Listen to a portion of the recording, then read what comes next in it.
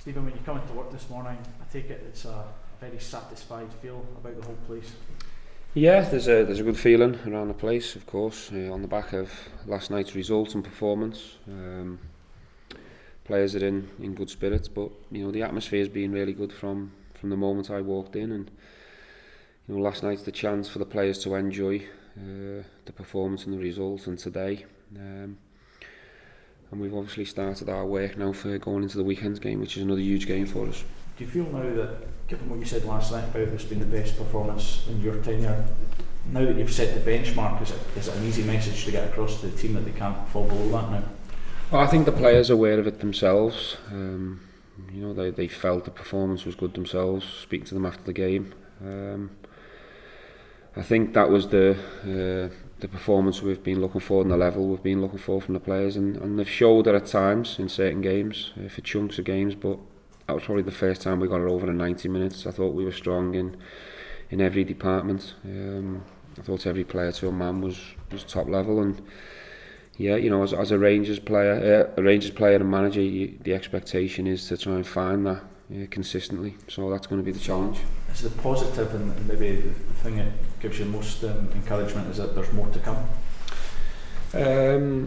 Yeah, I think there's more to come because players on the pitch, you can see relationships starting to blend and grow. A lot of the starting 11 last night haven't played regular football before they've come in here. The likes of Connor, Ovi, Ryan, to name a few, John Flanagan. I think probably 70% of that starting 11 last night haven't played regular football, so individually they'll get better, and as I say, relationships will grow, and hopefully we'll improve. How different a test will Sunday be? I'm not sure it'll be too different. Hearts are a good team. They try and play good football. They'll be strong. They're obviously at the top of the league and flying high, full of confidence. So I'm not sure it'll be that much different. It'll be another tough game for us. We're playing against a good team, but we believe inside Rangers it's about us and how we approach it. We're at home,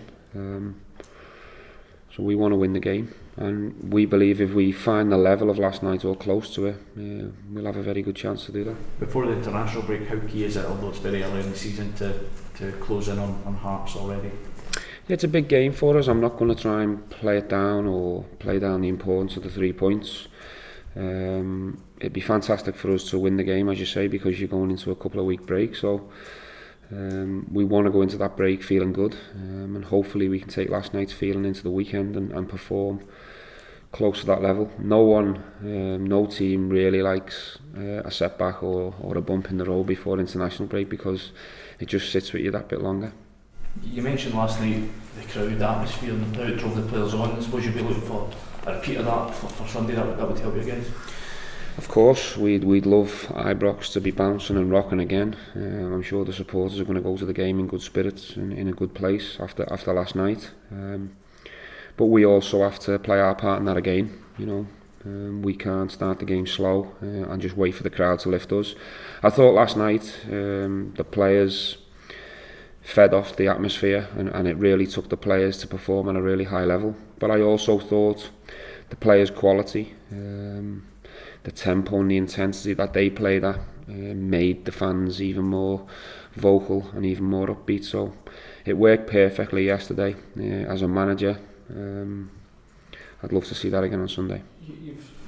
Obviously the fans have really taken to you since you've come in. Have you felt that unity amongst the places? That helped sort of you settling into the first few weeks into the Yeah, I've had incredible support since the first day I came up here. I think it was May the 4th or around that date. I think there was 8,000 supporters waiting to come into Ibrox to welcome myself. So I've had incredible support. I think also the players have as well, but they've played their part in that by showing the fans what they're trying to do. I think the desire and the commitment from the players and the applications being there every single game, even though we haven't got it right, they can see we're trying to do the right thing. And I think at a club like this, it's the key relationship, player and staff to support is the key, because if we're all one and we're all together, hopefully we can go and achieve some good things together. You've experienced some pretty huge, memorable experiences at Anfield as your time as a player in European nights. How did last night compare just in terms of an occasion? Do you mean in terms of noise or? Well, look, Ibrox was rocking, it was shaking, it was bouncing. I've experienced that many times at Anfield, and the support's almost like a 12th man, and it felt like that last night as well. I'm blessed because as a player, I believe, I had the best support in the world at the time, and the fans got right behind me, and they got performances out of me because of them, and out of the team because of the fans. And Rangers have done that as well for many years up here during all the successful teams. But last night was wow. It took you back, the noise and the support. Every single person in the crowd was up on the feet, getting behind the team. And I got involved in it emotionally myself, but that's what football's about at a top club, and the more times the supporters can bring that, the better it is for the players. You spoke about the guys who have not played much over the last couple of seasons. Well, just looking at the two young boys that you brought up for Liverpool, and Ryan and Ovi, it looked to me like a real sort of coming age performance from those two guys. It was as if they've realised what it takes to play in a big occasion like that and deal with the stresses of that. I just wonder how you saw those two. I think them two players have been really craving this stage. They've been at Liverpool, and obviously they've had players in front of them, your Salahs and Hendersons and Firminos, and it's very difficult to shift them players, but they've looked in at that Liverpool team for many years and really crave to be part of that. Unfortunately, they haven't made it happen at Liverpool, so this is another fantastic opportunity that's being presented to them, and I think they're revelling in it. I think they're enjoying it, and I'm not sure they'll have many better nights than last night. An atmosphere like that, a performance like that, I could see it in the players' faces after the game. They loved it, and I loved watching it. It was fantastic. Stephen, Joe Worrell was speaking last night about Alfredo's performance, and he said he was a bit like Luis Suarez in the way he was bullying the defenders. What did you think of that? I think Joe should explain that one.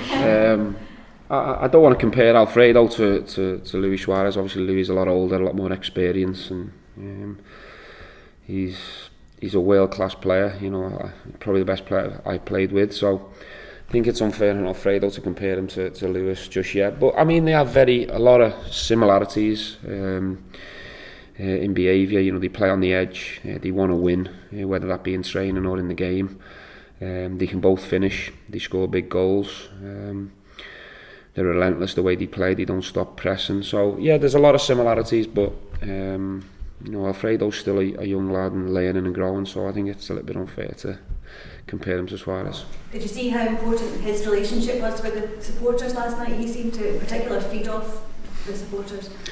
Yeah, he did, and you can see the love both ways, in his celebration, and the fans have been behind him from day one, whether he's got it wrong or whether he's got it right like last night. So it's a fantastic relationship. I just thought his behaviour on the pitch, the way he went about it, his application, I thought he was very selfless in his running last night, and he was rewarded with 2 fantastic goals. Fantastic service, the cross from Tav for the first one, and then obviously the through ball for the penalty for Ovi, and then Daniel's back heel. The service is there for him, and if you give him service, he'll score his goals.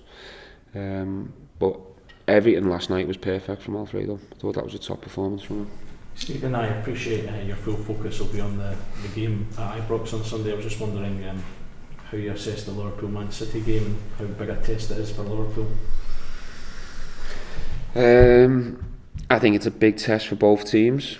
I think it's a genuine 50-50 game. They've probably looked the 2 best teams domestically so far, as the table suggests. World-class players all over the pitch. It's a game that you can't miss. It's going to be fascinating, all the individual duels and battles all over the pitch. The managers, 2 world-class managers. There's been so many goals in this fixture for many years, so we can't watch it because we've got an even bigger game to focus on, Rangers v Hearts, but I'm sure there'll be an awful lot of people sitting down getting ready to watch that one. It should be a classic. You mentioned how emotionally invested you were in the game and the result last night. You can see on the touchline your reaction to the goals. How does that rank in terms of your results so far as Rangers knowledge? We've had a lot of big results, a lot of important results. I think our results over the Villarreal was just as important away from home. Getting over the line in Ufa with 9 men was an emotional game. But that's the way I played the game, and that's the way I'll coach and manage, because I want to get involved. I want to be part of it with the players, and that's what it's about. They're the games that we all want to be involved in. It was an incredible experience, and I want more. I want more of them occasions, and I'm sure the players do as well. How does that result rank in your sort of list of achievements in your career? Yeah, it was big. It was up there. The atmosphere was probably the best I played in. There was a few earlier in the competition, I think, like your Maribors in the second half, but that last night for 10 minutes, that's probably the last 10 minutes of the game, was the best I've ever experienced. Is that something, the momentum of a result like that, can that really carry you forward into a game like Sunday's? Yeah, definitely, and it shows that when we put that level of performance on, the fans are going to come with us, and that's what it needs. We did it yesterday from the first whistle, and we carried it on throughout the game, and we just need to start the game against Hearts at that tempo, and when the crowd come with us, you can see how much it drives the team on to obviously go and perform better. Are you looking forward to a tussle with Uche Ekpezu? Yeah, we'll see how it goes. He's a big lad. I played against him before, I think in League 2 when I was at Shrewsbury, and I think he was about 16 in the same size, so he hasn't got any bigger or smaller. He's massive, but it's a game of football, and obviously we need to show them credit. They're top of their league, but at the same time they're coming to Ibrox, and we know that if we perform to our level with our crowd behind us, then we've got a good chance. He seems to be pretty central to the way that Hearts are playing right now. It's shutting him down in the 30 that he poses sort of key to you guys getting a result, do you think? Well, we have to show them more respect than one player. I think they're obviously a good side. They're flying at the minute, winning games of football every week and not conceding many goals, so I think it's a whole 11, but obviously he's doing well. Naismith's doing well, obviously, up front, so it'll be a good test, and we're looking forward to it. Do you feel the pressure as a player to kind of keep up that level of performance from last night to an equally big game of Hearts? I don't know if it's pressure or probably more confidence of going into it now after that. You look at obviously Sunday and then going into Thursday night, that's probably more pressure when you've had a bad result on the Sunday and you've got to turn up at home in front of 50,000 people. But now I think the boys are full of confidence. We've come in this morning, it's a lively dressing room. Everyone's got a smile on their face, and if you carry that into another big game, then I think that's more confidence than pressure. How did your previous meeting with Ekpezu go? I actually can't remember. I just remember looking at the size of him thinking, you're a big boy. Well, I don't remember.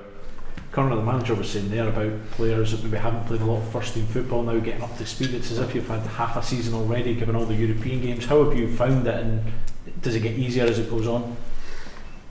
Yeah and no. It gets easier. Your match fitness now, you're just used to playing games of football. Obviously we can't do much in training these days when there's Thursday, Sunday every single week, but at the same time when you're not used to it, it's tough, and you can't imagine, like, you look from the outside at boys, the top players who play 60-70 games of football a season, and they get scrutinised when they have one bad game, but it's tough playing every single week, twice a week, recovering, trying to get straight into another game. But at the moment I'm loving it. I'm just loving being back playing football every week, twice a week, and there's nothing better. That's what you want to do as a professional footballer. You just want to play, and I'd rather play more games than have tough training sessions. Is it similar to playing in the Football League down south when you've got so many league games and you are playing sort of twice a week? Have you seen similarities with the schedule you guys have had so far in that sense? Yeah, definitely. I think it's even tougher. Like the Championship and below, there's probably 46 games in the season, but we're looking at it now. We're looking at a 60-game season minimum. So it's going to be tough, but we've got a good squad now. You look at boys who were on the bench yesterday, probably our strongest bench, and boys not even in the squad yesterday, and the strength and depth we've got is going to be needed for our season, because it's going to be a long, tough season, but I think the squad that we've built now is ready to cope with it. You've had to adjust to playing beside Joe to Nicola. How much of an added benefit is that to you that you've got this competition? Guys can sort of come in and out of the team and give you those fresh options when legs perhaps get tired. Yeah, it's good. We needed it. Nico was brilliant at the start of the season, and Joe was just as good last night, and it's one of those now where whoever plays, we know that you need to do your job, or you might not have your shirt next week, and that's the pressure that you want. You don't want to be going into games thinking that you're going to play every single week, and we know we have to perform, and that's only going to help ourselves and help the team. Thank you. Cheers, thank you. Stephen, is Ryan likely to be back? Ryan, Jack? he's available. He's available. Not at the moment. No, a couple of bumps and bruises, but nothing major.